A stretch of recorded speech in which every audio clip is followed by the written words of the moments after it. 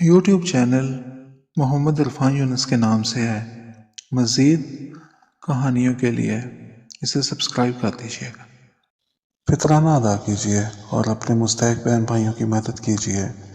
آپ کی بروقت کی گئی مدد کسی کی جان بھی بچا سکتی ہے۔ یہ کہانی فطرانہ ایک ایسی کہانی ہے جسے پڑھ کے آپ کا دل تڑپ اٹھے گا اور آپ سوچنے پہ مجبور ہو جائیں گے۔ فطرانہ۔ امی، عید آ رہی ہے، میرے نئے کپڑے اور جوتے کب آئیں گے؟ 9 سالہ صبا نے معصومیت سے پوچھا۔ بیٹا، تمہارے ابو ہوتے تو بہت پہلے تمہارے کپڑے آ چکے ہوتے۔ اب تو فطرانہ جب لوگ دیں گے تو پھر ہی کپڑے لے کے دوں گی۔ سعدیہ نے بڑی مشکل سے آنکھوں میں اترتی نمی کو روکا۔ امی، یہ فطرانہ کیا ہوتا ہے؟ میری بچی، تمام مسلمان رمضان میں ایسے بچوں کی مدد کرتے ہیں، انہیں پیسے دیتے ہیں جن کے ابو نہیں ہوتے۔ کیا صرف ان کو ہی فطرانہ ملتا ہے جن کے ابو نہیں ہوتے؟ صبا سوال بہت کرتی تھی اور سعدیہ جہاں تک ممکن ہوتا ہے اس کے سوالوں کے جواب دے دیا کرتی تھی۔ بچوں کے علاوہ ایسی عورتیں اور گھرانوں کو بھی فطرانہ دیا جاتا ہے جن کا کوئی ذریعہ روزگار نہ ہو۔ امی، میرے بھی تو ابو نہیں ہے، میں اپنی گلی کے لوگوں سے فطرانہ لے آؤں تاکہ میرے کپڑے اور جوتے آ جائیں۔ صبا بولی تو سعدیہ کو اس پہ بے اختیار پیار آ گیا۔ اس نے صبا کو گود میں لے لیا اور ماتھا چومتی ہوئی بولی، نہیں بیٹا، آپ رہنے دو، لوگ خود ہی دے دیں گے۔ سعدیہ نے جس گھرانے میں جنم لیا تھا وہاں لڑکیوں کی تعلیم کو اچھا نہیں خیال کیا جاتا تھا، اس لیے پڑھنے کی خواہش رکھنے کے باوجود وہ پڑھ نہیں سکی تھی۔ 23 سال کی ہوتے ہی اس کی شادی ہو گئی۔ اسد بہت اچھا انسان ثابت ہوا تھا۔ صبا کے پیدا ہونے پہ وہ بہت خوش ہوا۔ اس نے پورے محلے میں مٹھائی تقسیم کروائی۔ صبا کے بعد ان کی کوئی اولاد نہ ہوئی، لیکن اسد نے کبھی اسے کوئی تانا نہ دیا تھا۔ ساس اور نندیں اس کے خلاف تھیں، وہ کوئی وارث نہیں دے سکی تھی، لیکن اسد کے ہوتے ان کی کچھ چلتی نہیں تھی۔ شادی کے 10 سال بعد اچانک اسد کو ایک دن ہارٹ اٹیک ہوا اور پہلا ہی اٹیک آخری ثابت ہوا۔ اس کے بعد کی زندگی بے انتہا مشکل تھی۔ سسرال والوں نے اسے سانس رکھنے سے انکار کر دیا۔ ان کے خیال میں وہ ان کے بیٹے کو کھا گئی تھی۔ پھر اس لیے بھی نکال دیا کہ خرچ نہ کرنا پڑے اور حصہ بھی نہ دینا پڑے۔ میکے میں ایک ماہ رہ کر بھابھیوں نے اسے بتا دیا کہ یہ گھر اب ان کا ہے۔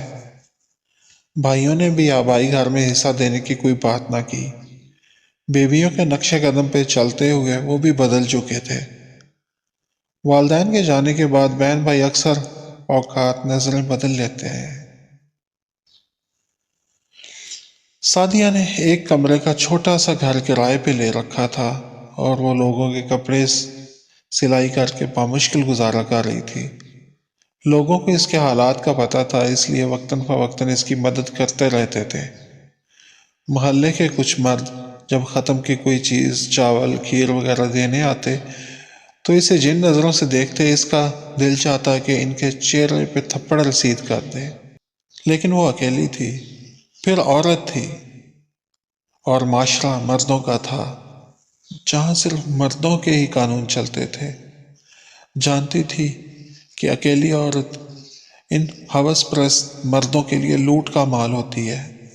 اس کی مدد کرنے کی بجائے وہ اس کی مشکلات میں اضافہ ہی کرتے ہیں۔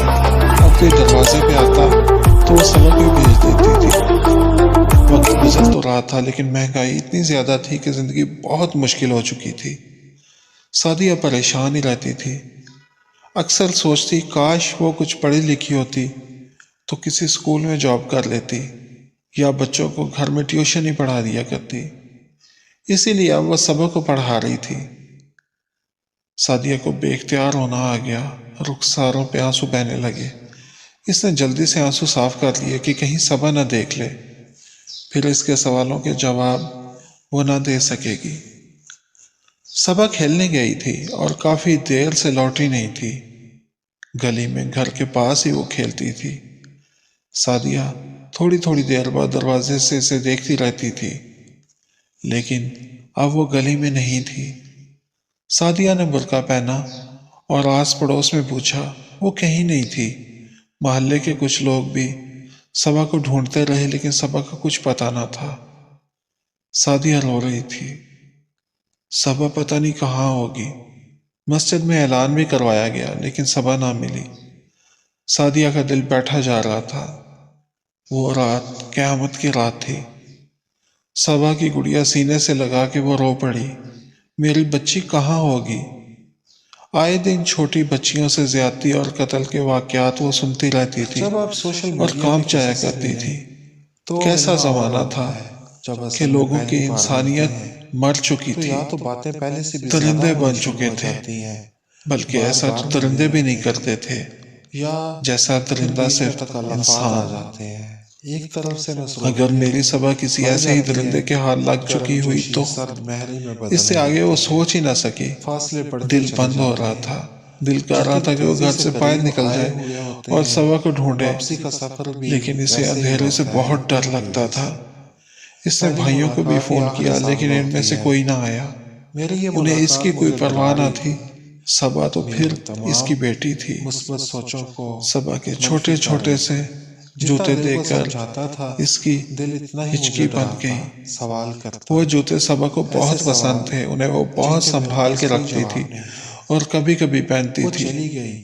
ساری رات وہ صبا کے کھلونے دیکھ کر روتی اور تڑپتی رہی۔ صبح سویرے ایک محلے دار نے دروازے پہ دستک دی۔ رات کی جاگی سعدیہ بھاگ کر دروازے پہ گئی۔ محلے دار نے بتایا صبا مل گئی ہے۔ اتنا سنتے ہی وہ خوشی سے دیوانہ وار باہر کی طرف بھاگی۔ گلی کی نکڑ پہ لوگوں کا ہجوم تھا۔ صبا کو وہی لا رہے ہوں گے، اس نے سوچا، اور وہ ان کی طرف بھاگتی چلی گئی۔ اسے دیکھ کے لوگوں نے راستہ دے دیا۔ میری صبا کہاں ہے؟ اس سوال کے جواب میں کوئی بھی نہ بولا۔ وہ آگے بڑھتی گئی۔